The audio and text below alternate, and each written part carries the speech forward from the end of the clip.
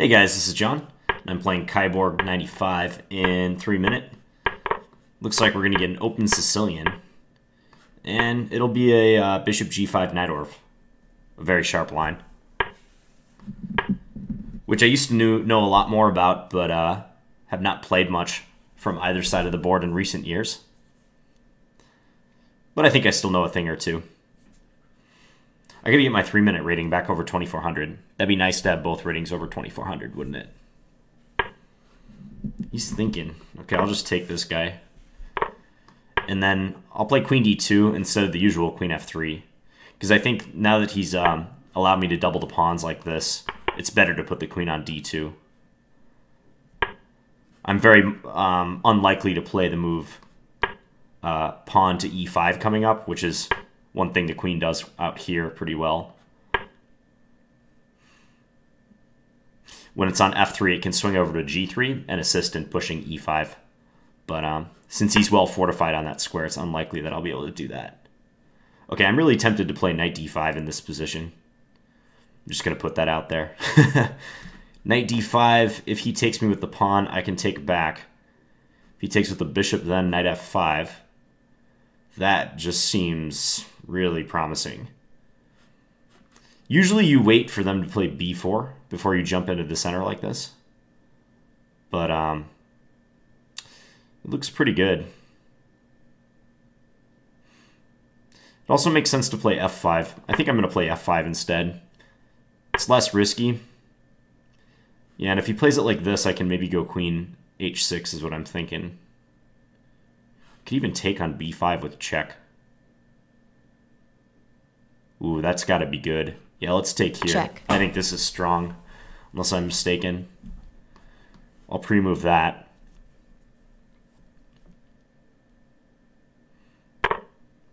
Maybe this isn't so strong.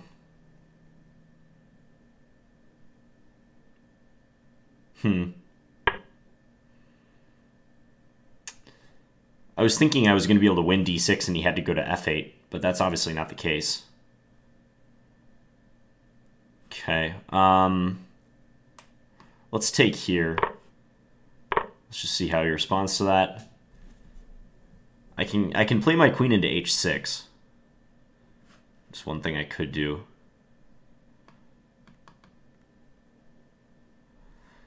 What else could I do? I could take on d6 and just try to net a pawn. This seems more dynamic. Thing is, he's going to castle queenside. He's going to castle out of this. Let's go here now. Just attack this bishop.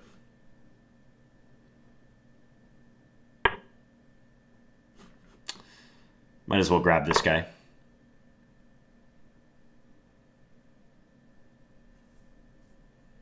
It's kind of unclear. I don't really know what to make of this position. I mean, I have 3 pawns for the piece. But for the moment, he has everything defended. And he just plays a useful move with his king. I honestly feel like I should just shove my h-pawn. So I'm going to do that. He can take on e4, or he can try. But I have 3 pieces protecting that. So if he tries to take on e4 intending to deflect my knight from guarding the other knight, it won't succeed. I can play rook takes and I'll get 2 minors. I think, unless he has some d5 idea at that point. That could be interesting if he does that.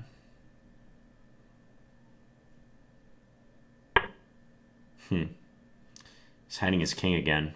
Let's just keep pushing this guy. I'm going to push my h-pawn until he gives me a reason not to. Okay, so now he might be gearing up on b2 is a possible idea. So he's threatening like bishop c6, something along those lines. I'm just going to go here. If he takes on e4, then I'll just take with my rook. I'm going to put my knight on b3 to try to diffuse some of his activity.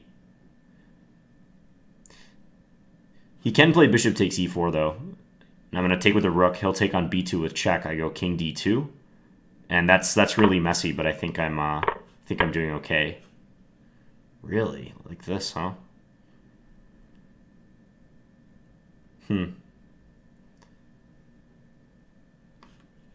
Okay, I guess I'll just go back with my rook. I'm not sure what his idea is. If he gives me a check on g5, I'll move my king to b1, of course. If he moves his bishop anywhere, I'll play this. Let's just go here. I'm attacking his bishop. I could have taken that with check on the previous move. Time warning. Wasn't pre-moving. Okay, I have this move now. And like something like this. Check. I don't think I'll get mated. Check. At least I hope not. I have this Check. now. Yeah, okay. So I won out in the complications. I could have taken his bishop on g2, though, a few moves ago, with check. That would have been much easier. Right here. When he took on c3, I had that move.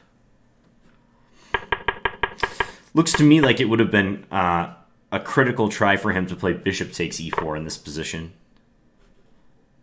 And I wasn't sure how to assess rook takes, queen Check. takes b2, and then this. It's messy. It's very messy. Probably in his favor, though. Like, maybe now f5 is very strong. He can double attack my rook. And bishop g5 is enabled as well. That might just be a nearly decisive idea. What can I do to defend against that? If he checks me on g5 and my king has to run, that's disastrous, because almost certainly I'll be losing this knight on c3. So, in this line with bishop g5, usually black plays bishop e7 first, or knight bd7. Queen c7 does allow this capture, and I mentioned that I think white's queen is better off on d2 now. I can bring it to f3 still. Actually, I shouldn't speak so categorically about this because it's been such a long time since I played these positions, but I'm pretty sure the queen belongs on d2 now instead of f3, but now I'm second-guessing myself. But one of the benefits of having the queen on f3 in the main line, if they play like bishop e7, for instance, is that after queen f3, queen c7, castles, knight bd7, we'll just take this continuation, for example, bishop d3, b5, white can start to think about the e5 move. Now e5 right away in this position would be met by bishop b7 with a tempo on the queen. So normally white will play rook he1, and then after bishop b7, white will play queen g3. This is one of the very main lines of bishop g5 on move 6. And now the queen being here, which was set up by the queen f3 move, does give some more force behind e5, and e5 is a real threat that black has to address. But in the game, when I capture on f6, and he's allowing me to double his pawns up, I mean, he can't recapture with this queen anymore, I don't think my queen has so much to do on that square. Unless I was intending to play like pawn to f5, and then maybe transfer the queen to like h3 to apply a lot of pressure on e6. That's the only scenario where I could envision this being really good.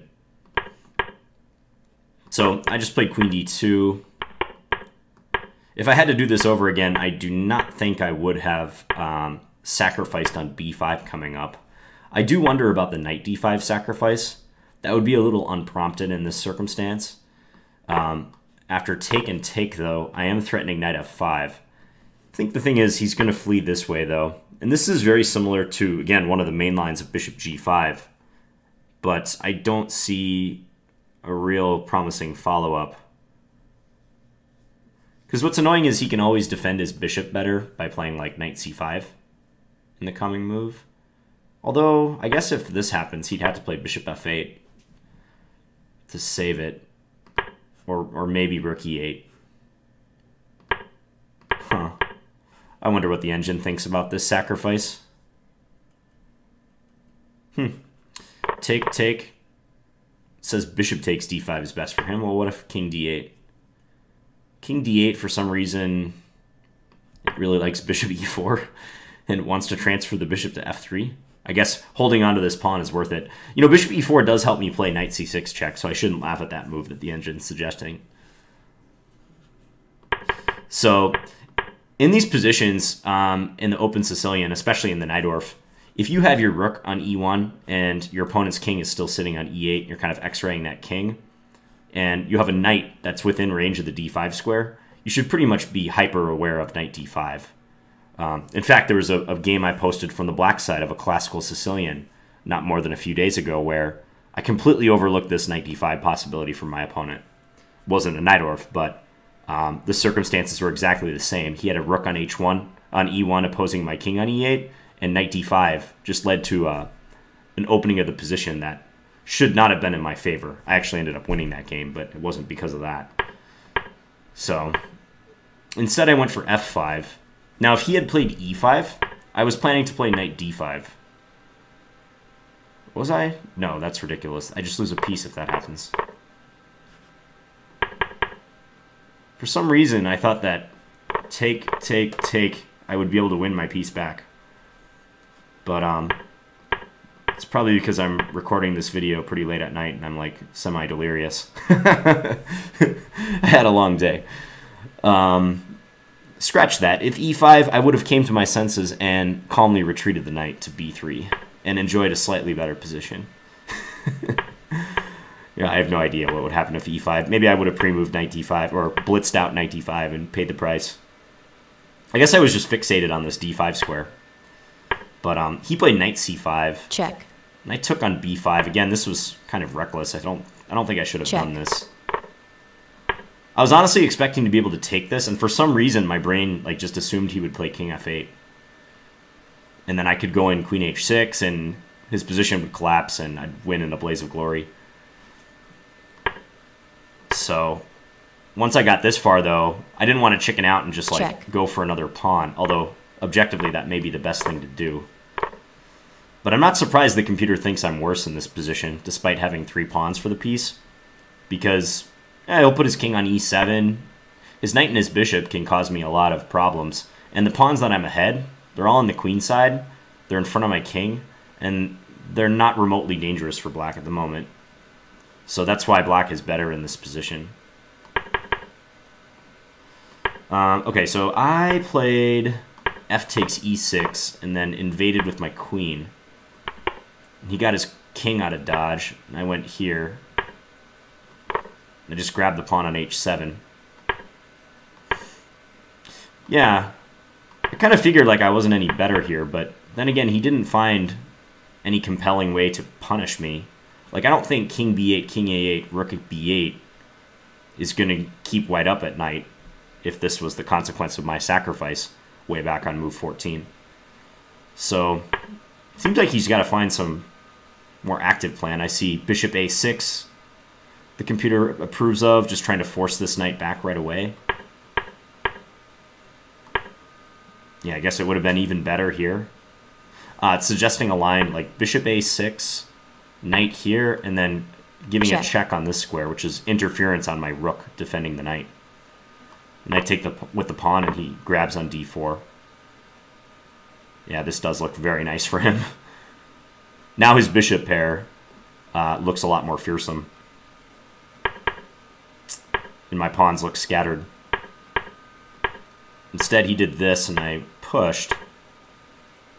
Okay, so now bishop takes e4 would have been good. Let's see if it validates that line I was saying. So here, queen takes b2, king d2. Rook h8 is a good move? What is the purpose of that? Okay, so if rook h8, I guess queen takes e7, knight takes e4 would be the idea. And then if I were to take with my knight, he can grab the knight on d4 with a check. And he's also picking that up with tempo as well. Yikes. So just to show you guys that line. So this was the hypothetical variation that could have happened if he had played bishop takes e4, attempting to get at b2, which I thought was the whole purpose behind this hide the king on a8, rook to b8 plan. So, yeah, here, take, here, now this move, deflecting my queen. Yeah, that hurts. And if queen g6, rook hg8 is almost lights out for me. So let's just say I take. But now he has this. My pieces fall like dominoes. Take. He can take my knight next move. And I'm down a rook, and I'm probably just getting mated too. Okay, so I was busted. I was just busted if he played bishop takes e4. Fortunately for me, he did that. I took with the rook. I guess I could have taken with the knight too, huh? Maybe this was worth considering. Oh, wow. Queen takes b2 in that case. Check. That's cool. And then after this, take Check. here. Uh-huh. And I'll pick up my queen. Was that possible in the game as well? After rook takes? Yeah, why not? Queen Check. takes b2. Aha. Although in this case, king d2, and because my knight is still on c3, it hasn't gone to e4, he can't play queen takes d4. So this is a little less clear. Again, this f5 move pops up, though. I think that's a good idea. f5 and try to get the bishop working to g5. Yeah, and when he plays f5... Wait, did he do f5? Yeah, he did. f5 now. Okay, right. Instead of taking on e4 first. Here, I could have taken on e6 would have been good. I just instinctively went back. I'm better again. I shouldn't say again. I haven't really been better for much in this game. Yeah, and just out-blitz him in the time pressure. Oh, I had rook takes d5 even here. Okay. Yeah, he still has problems on this one. Fortunately, I got a second crack at it. Oh, I had it again. Rook takes d5. Oh, and I actually didn't even need to get that fancy. I could have just taken his rook on e8. Oh, can you blame us? We're under 20 seconds. The rook was still hanging with check. Now it's not. Check. And Check. I just won. Yeah. Okay, wild game. Wild game. Well, I don't think Kyborg95 or I are going to claim that was a particularly well-played game, but I hope it was at least entertaining and perhaps somewhat informative. So thank you guys for watching. Please feel free to leave me any feedback in the comments. Thanks, guys.